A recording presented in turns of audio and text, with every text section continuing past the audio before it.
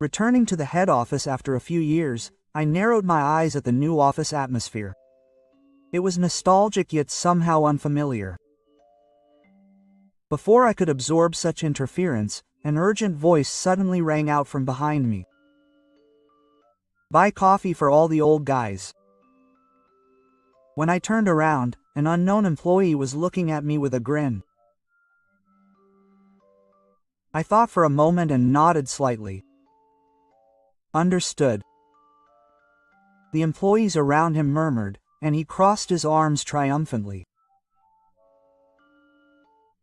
But he didn't realize yet that he was making a big mistake. My name is Motomiya. I am currently in charge of sales from a regional perspective, but this time I have returned to the head office as a temporary support.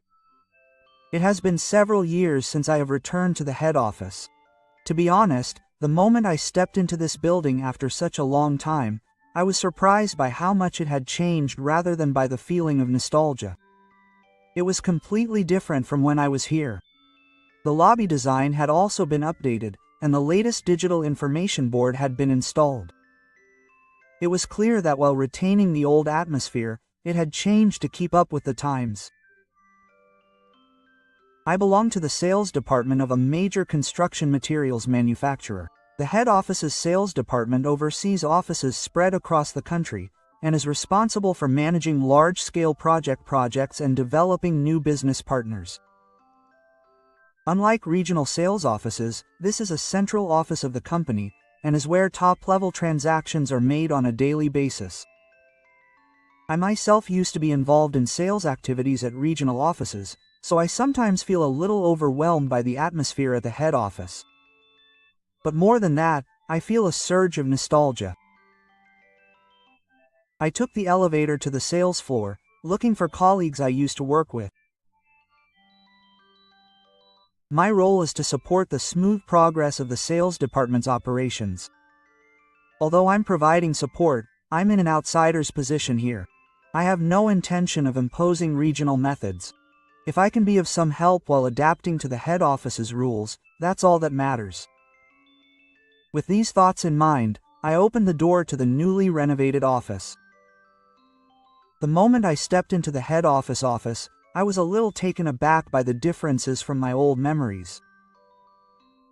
The entire floor had been renovated and refined, like a completely different space from a few years ago. Glass-walled meeting rooms, the latest digital signage, and potted plants lined up along the walls like they were when they were alive. The old office had completely lost its bureaucratic atmosphere and had been transformed into a stylish office space. Phew. I took a deep breath and savored the atmosphere of the head office for the first time in a while. But before I could immerse myself in such thoughts, I heard some noisy voices. No, you do that. I'm a new employee, so I can't do such menial tasks. It was a young man's voice. I turned around and saw a young employee leaning back in his chair, talking to the employee at the desk next to him. His attitude was clearly that of a Wang Bing, and a stern smile appeared on his face. I tried to head to my desk, but the moment I made eye contact with him, he laughed at me. "Oh, you're a new employee, or maybe you're an old man. That means you can do menial tasks, right?" He stood up from his chair, walked over to me, and tapped me on the shoulder.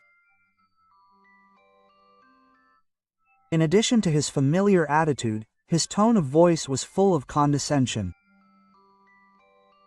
His name tag read Sugimoto Tatsuya, a 24-year-old new employee in the head office sales department.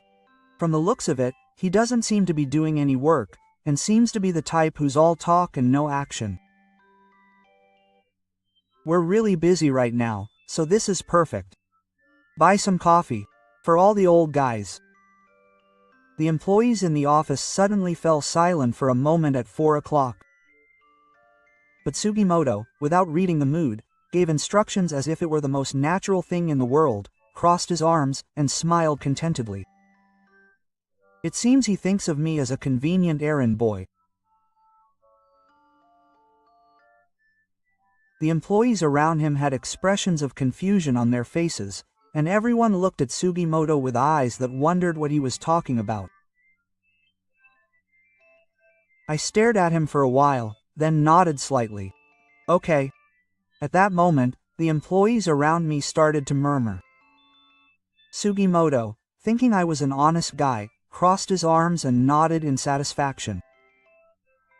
However, the employees around him had already figured out what I meant and were already giggling.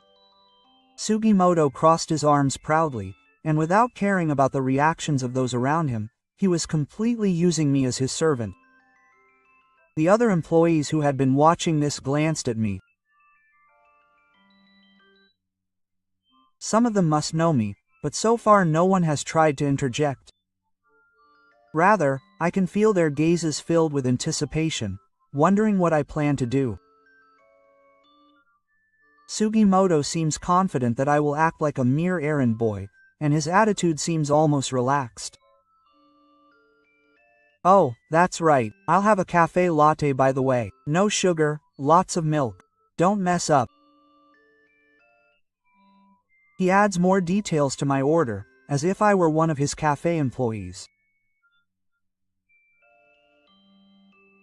One of the employees around me let out a low gasp. I could hear some murmurs of something like, "This is bad," but Sugimoto didn't seem to care at all. In fact, he looked down at me with a smug expression on his face. This situation was starting to get a little funny.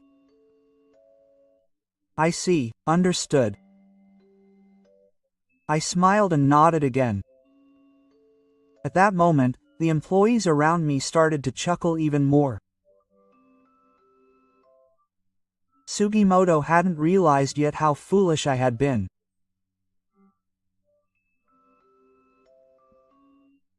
I pretended to accept Sugimoto's request and began to walk slowly through the office. The words, "for all the old men," echo in my head.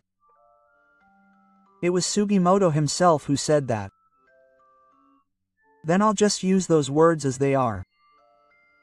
The first place I head to is the desks of the veterans in the sales department.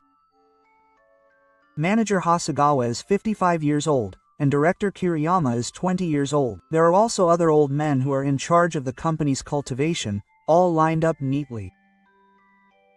I leave the coffee on their desks without saying anything. Here you go. The executives look surprised for a moment, but they quickly accept it with a smile. Oh, this is nice. Oh, there's a newbie who's so considerate.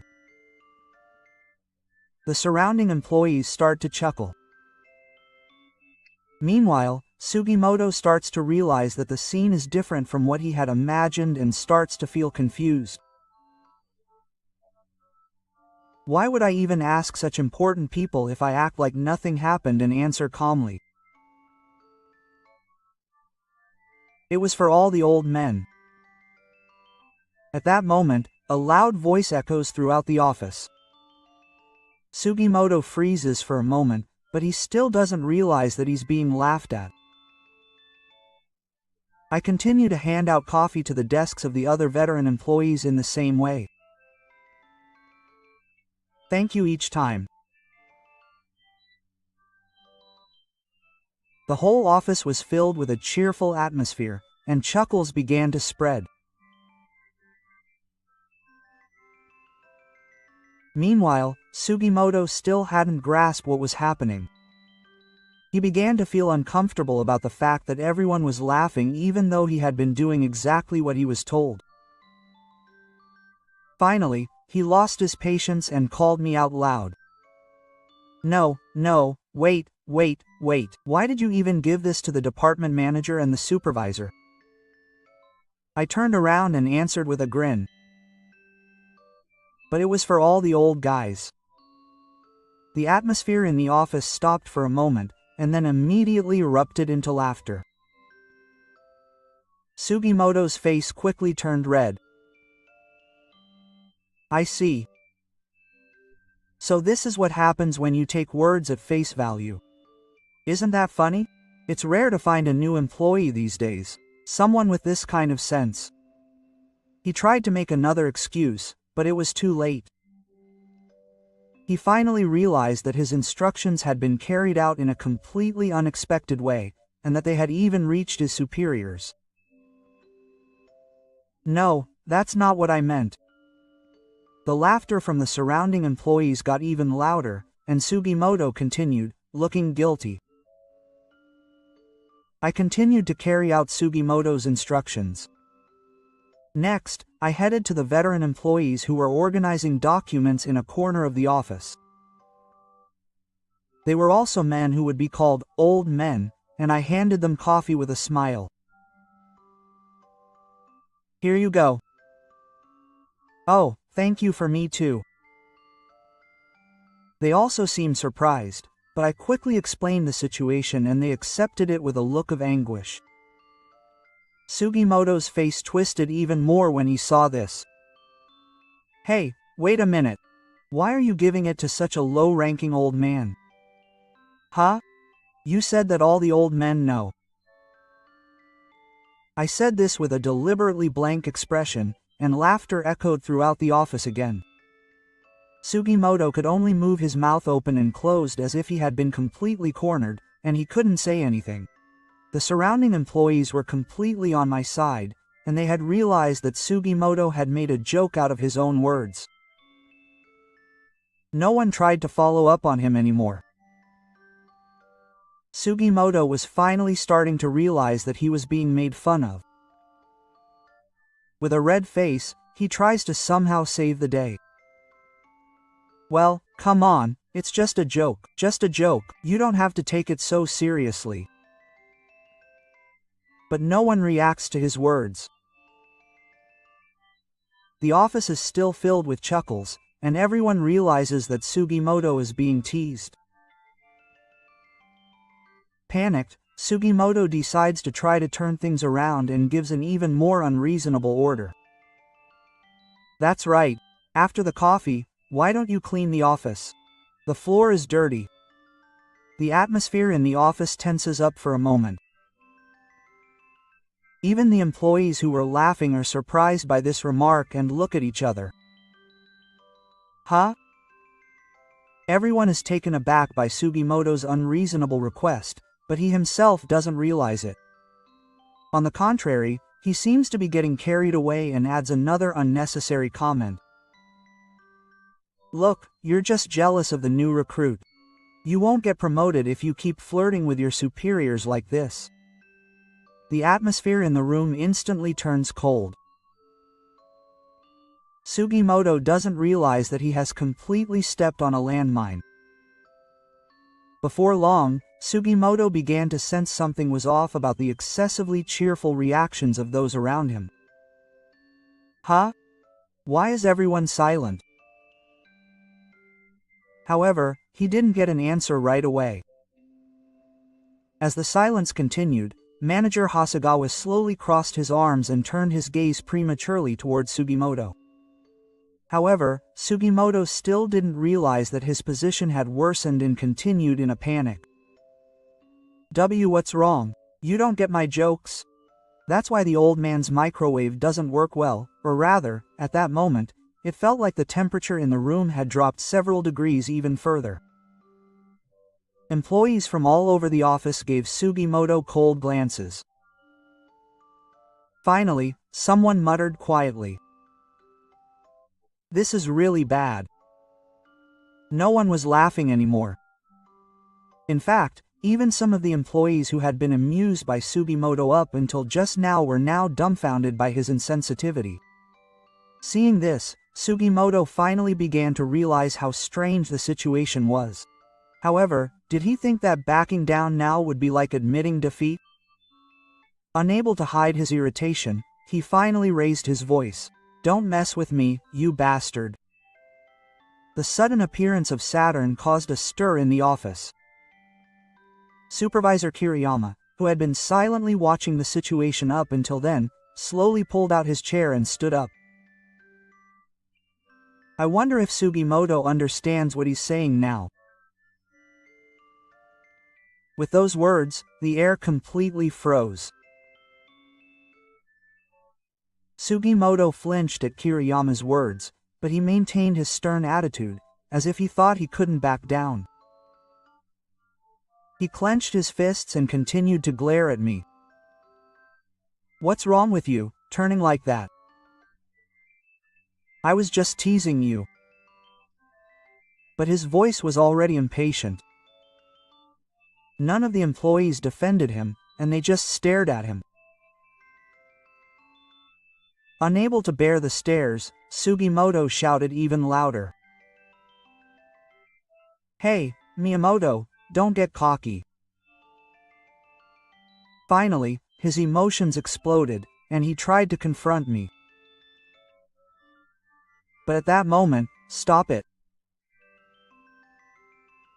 A low but sharp voice echoed through the office.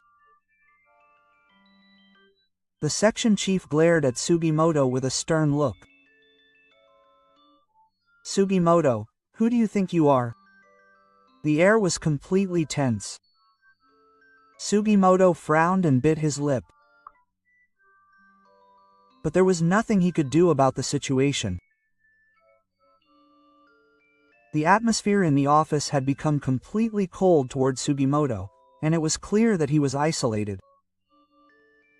Sugimoto, who had been making a fuss up until then, finally began to understand the situation he was in, and his face quickly turned upside down. "Yes." He looked around with his eyes wide open. But no one came to help him. Rather, everyone in the office was looking at him with stern eyes, as if they were completely dumbfounded by Sugimoto's words and actions. At that moment, an even more profound voice echoed through the office. "What on earth are you doing, Sugimoto?" Kiriyama, the supervisor, slowly stood up from his chair. Just that quiet action made Sugimoto shiver. It wasn't just his support. He was in a position to be involved in the personnel matters this time. "Huh?" Sugimoto's face instantly turned white. It was as if all the blood had drained from his hair.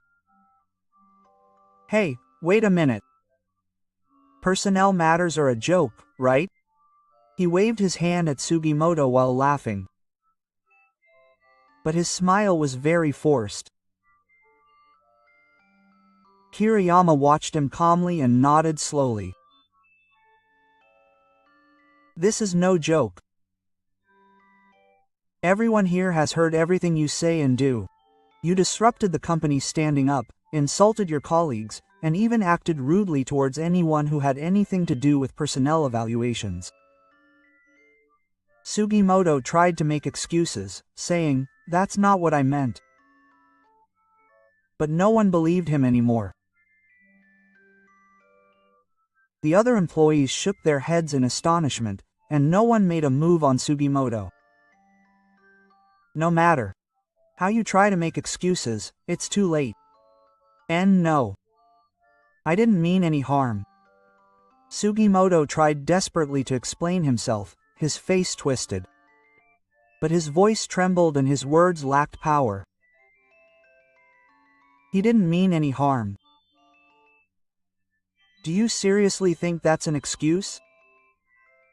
No, that's why it's fine. Sugimoto, your actions are all recorded. Sugimoto looked confused for a moment. But he soon noticed that the gazes of the other employees had clearly turned cold. No, Sugimoto was amazing. Oh, this is the first time I've seen a new employee who can confidently give orders to even the department manager and the director. What's more, he doesn't even do his job properly, looks down on his seniors, and even goes so far as to use abusive language. A mocking laugh spread throughout the office. Sugimoto's face, which had been so confident until just a moment ago, quickly turned pale. No, you misunderstood me. Did you think I could act like I liked you just because I was called a newbie?